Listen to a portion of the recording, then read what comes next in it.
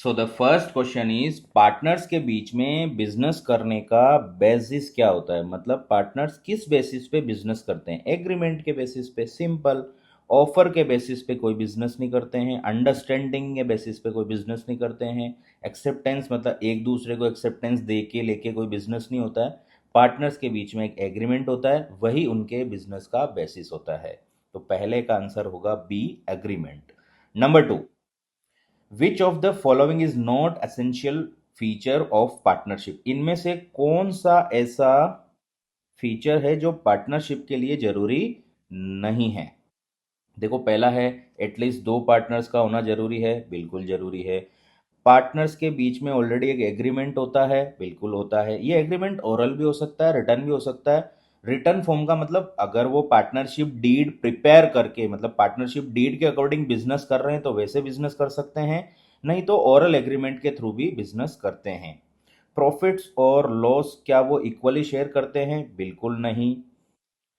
Partner लोग अपना profit और लॉस कैसे भी शेयर कर सकते हैं, जरूरी नहीं है कि वो इक्वली ही अपना लॉस और प्रॉफिट बांटे।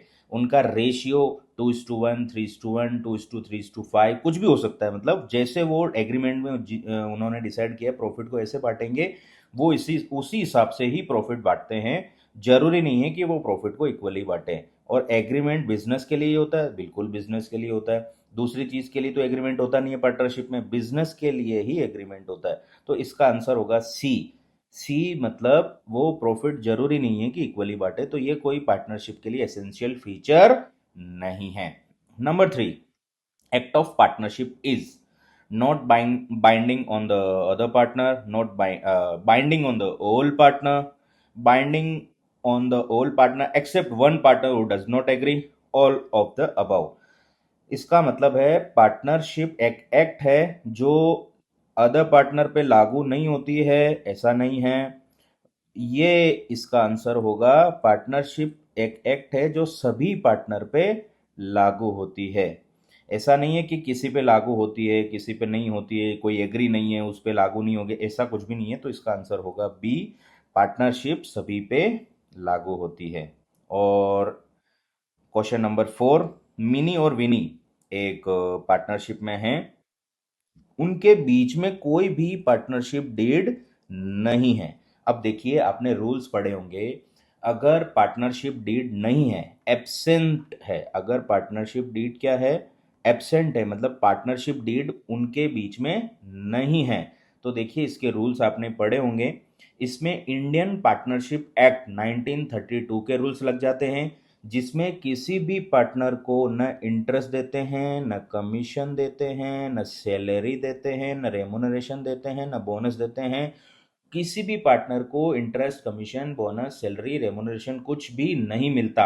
और ध्यान रहे, उनसे इंटरेस्ट ऑन ड्राइंग भी चार्ज नहीं किया जाता है। इसमें एक रूल हमें इंपॉर्टेंट ध्यान रखना पड़ता है, अगर कोई पार्टनर फर्म को लोन देता है, अगर कोई पार्टनर फर्म को लोन देता है तो उसको 6% पर एनम इंटरेस्ट प्रोवाइड किया जाता है।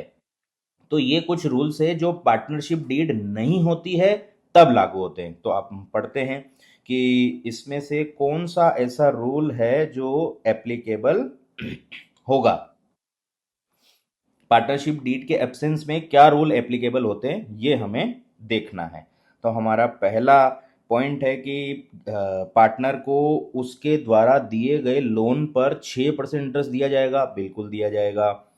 तो ये भी इसका आंसर होगा। No interest will be charge on interest on drawing made by the partners, बिल्कुल। किसी भी पार्टनर ने बिजनेस से ड्राइंग करी है तो उस पर कोई भी इंटरेस्ट चार्ज नहीं किया जाएगा, बिल्कुल राइट है। तो ये भी राइट है, ये भी राइट है। उसके अलावा interest on loan given by the partner in a firm will not be allowed in case of firm suffers loss. अगर फर्म को किसी भी तरह का लॉस होता है तो क्या उसको इंटरेस्ट ऑन लोन नहीं दिया जाएगा? ये रॉन्ग है, क्योंकि फर्म चाहे प्रॉफिट में हो चाहे लॉस में हो, उसको इंटरेस्ट ऑन लोन तो देना ही पड़ेगा। देखिए, फर्म अगर लॉस में होती है तो पार्टनर को सैलरी नहीं देते, कमीशन नहीं देते, बोनस नहीं देते, इंटरेस्ट ऑन कैपिटल नहीं देते, नहीं ये सब नहीं देते अगर फर्म में लॉस होता है तो। लेकिन अगर इंटरेस्ट ऑन जहां लोन की बात आ जाती है, वहां पे आपको लॉस होने पर भी पार्टनर को इंटरेस्ट ऑन लोन तो देना ही पड़ेगा। तो ये इसका रॉन्ग एक्सप्लेनेशन है। Even if the capital of partners are unequal, profit and losses will be shared equally. अगर कैपिटल उनकी अलग अलग हो, देखो कि हर बार जरूरी नहीं है किसी भी पार्टनर, मतलब हर पार्टनर की कैपिटल सेम हो, मतलब जैसे ए बी सी तीन पार्टनर हैं तो तीनों पार्टनर की कैपिटल इक्वल होनी चाहिए, ऐसा बिल्कुल भी नहीं होता है। कैपिटल अलग अलग हो सकती है, लेकिन अगर पार्टनरशिप डीड नहीं है, उनके बीच में कोई एग्रीमेंट नहीं है, तो क्या लॉस और प्रॉफिट इक्वली डिवाइड किया जाता है? बिल्कुल। पार्टनरशिप के बीच में 1:1:1, मतलब तीन पार्टनर है चाहे दो पार्टनर है, उनके बीच में प्रॉफिट शेयरिंग रेशियो इक्वल ही होना चाहिए। तो ये हमने इस वीडियो में एमसीक्यू, 4 एमसीक्यू डिस्कस करें। आगे आने वाले वीडियोस में अलग अलग एमसीक्यूज डिस्कस करते रहेंगे। तो मैं एक सीरीज बना रहा हूं जिसमें मैं पूरी बुक कवर करने वाला हूं, जिसमें एमसीक्यू से लेके बड़े क्वेश्चंस तक भी आपको पूरे सॉल्यूशन हम मेरे चैनल पे आपको देखने को मिलेंगे। So wait for the next video. Bye bye, take care.